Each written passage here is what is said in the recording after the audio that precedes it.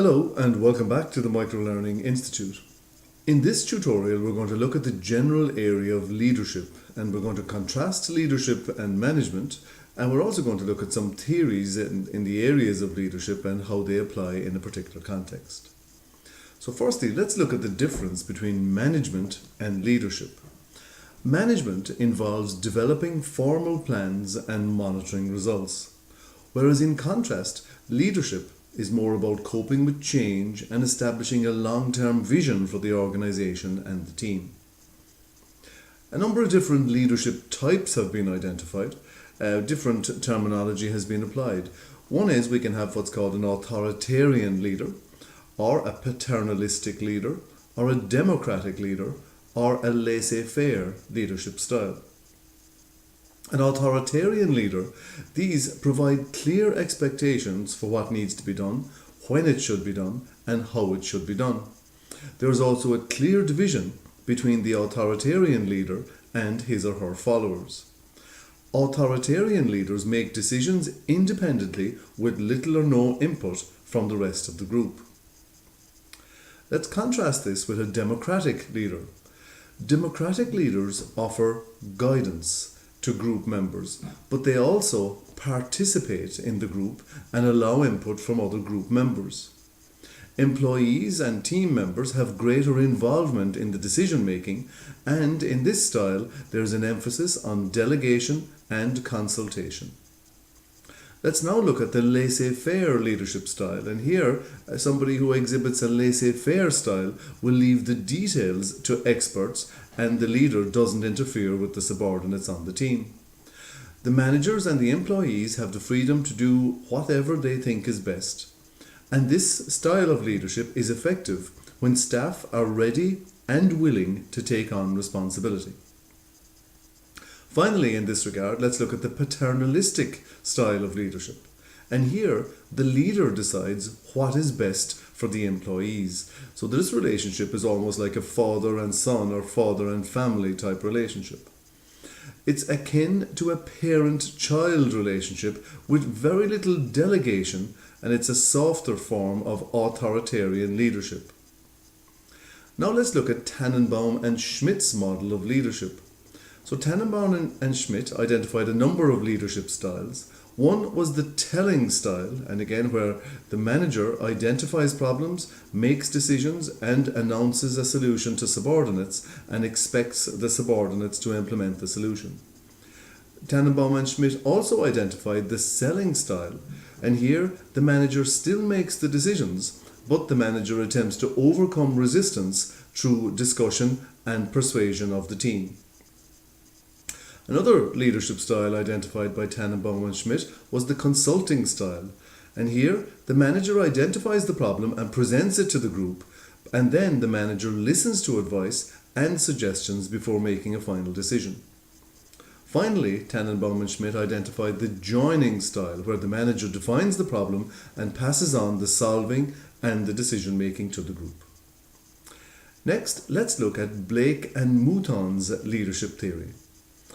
Blake and Mouton developed the managerial grid, which is a graphical portrayal of a two-dimensional view of leadership style developed by Blake and Mouton. This leads to up to a 9x9 matrix outlining 81 different leadership styles on a grid. And here is a visual representation of this grid, and on the x-axis we can see they've graphed the managers or the leaders' concern for production, or concern for task, or concern for getting the job done. And that goes from the left to right, from very low concern for the task up to very high concern for the task. On the y-axis now, we've graphed the managers or the leaders' concern for people. And again, the manager or leader may have a low concern for people up to a high concern for people. And here we see a number of different styles. The authoritarian style is what's called a 9-1. So here 9 is a very high focus on getting the job done, and the 1 is a very low focus on the relationship with people. Conversely, the laissez-faire style is a 1-9, 1 being very little focus on getting the job done, but very high focus being the 9 on the relationship with the people. Blake and Mouton suggest that the best style is to have an equal focus on getting the job done and focus on people. So this is Blake and Mouton's managerial grid. Next, let's look at trait theory. And trait theory was developed by Kirkpatrick. And that suggested that we as humans tend to recognize individuals as leaders if they demonstrate or illustrate a number of traits. Now, these traits include a drive and an energy for work, leadership motivation, meaning that individuals are motivated to take on leadership roles and they want to be the leader and they're keen to volunteer for leadership positions. Somebody who's honest and has integrity, that's also another characteristic that we associate with good leaders. Someone who's self-confident and confident of their own ability and tending towards being extroverted. We generally don't see introverts as being good leaders. We tend to believe that people who are extroverted make better leaders. Somebody who has intellect and capacity to understand concepts, that's also a requirement of trait theory leadership. And somebody who knows the business and who understands the business context. And finally, we expect our leaders to be conservative, i.e. not high risk takers, but conservative in the sense that they're unlikely to make a major error. Another theory of leadership is that presented by Fiedler, and Fiedler developed what he referred to as his contingency model. And the contingency model proposes that effective group performance depends on a proper match between the leader's style and the degree to which the situation gives control to the leader. Now, Fiedler identified 3 characteristics of a situation and analysed the most suitable leadership style with respect to these characteristics. These characteristics included the leader-member relations, and that was the degree of confidence or trust and respect that the members or the employees have in their leader. Secondly, it was the task structure, and again this was the degree to which the job assignments are structured, so how structured is the task being done. And the third situational characteristic was the position power of the leader, and that is the degree of influence the leader has over power variables such as hiring, firing, promotions, salary increases, etc. Fiedler's theory is presented visually as follows. So here we have, on the graph, we have the 2 different leadership styles. The red one being the task-oriented style, and the black one being the relationship-oriented style. And we can see that depending on the characteristics of the context, i.e. the relationship between the leader and the member, the task structure and the position power, in different situations, the task-oriented style is preferable and or the relationship-oriented style is preferable.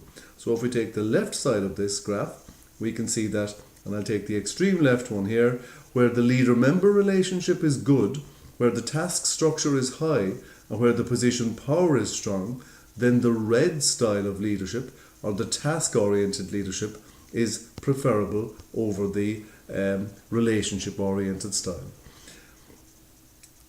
Next, we look at Hersey and Blanchard's theory of leadership.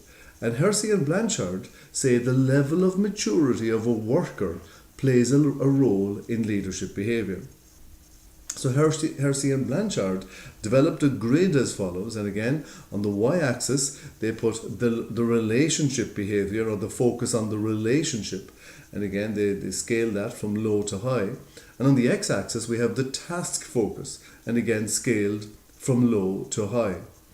Now, Hersey and Blanchard then looked at the follower readiness and scaled the follower readiness to take on the task from low, which is R1, readiness level 1, through moderate, which is readiness level 2 and 3, up to high, which is readiness level 4. And again, Hersey and Blanchard suggested that for readiness levels 1 and 2, the correct style was leader directed, and for styles readiness levels 3 and 4, it was follower directed. So they outlined what they felt was the most appropriate leadership style in each of these contexts. So starting on the bottom right hand corner of the grid, if we want a high focus on getting the task done and a low focus on relationships, then style 1 is appropriate. So style 1, S1, corresponding with relationship level 1 or readiness level 1, where there's a low level of readiness to take on the task. So the most appropriate style here, according to Hersey and Blanchard, is a telling style. However, as the relationship behavior moves to high, Hersey and Blanchard suggested that the most appropriate leadership style was selling. And here, of course, the follower readiness to do the job has now moved from readiness level 1 to readiness level 2. Next, as we begin to reduce the focus on the task, the leadership style moves to a participating leadership style. And again, the follower is more ready to take on the task. And finally, when the follower has a high level of readiness to take on the task, we move to leadership style 4, which is a delegating style. And Hersey and Blanchard suggested that a leader needs to be able to adapt his or her leadership style depending on the context. So a leader's leadership style may need to evolve from a telling style through a selling style to a participating style to a delegating style. So again, the telling style is where we provide specific instructions and closely supervise performance. Selling is where we explain decisions and provide opportunities for clarification. Participating is where we share ideas and facilitate decision making. And delegating is where we hand over responsibility for decisions and implementations. Thank you very much for watching this short tutorial on leadership presented to you by the Microlearning Institute.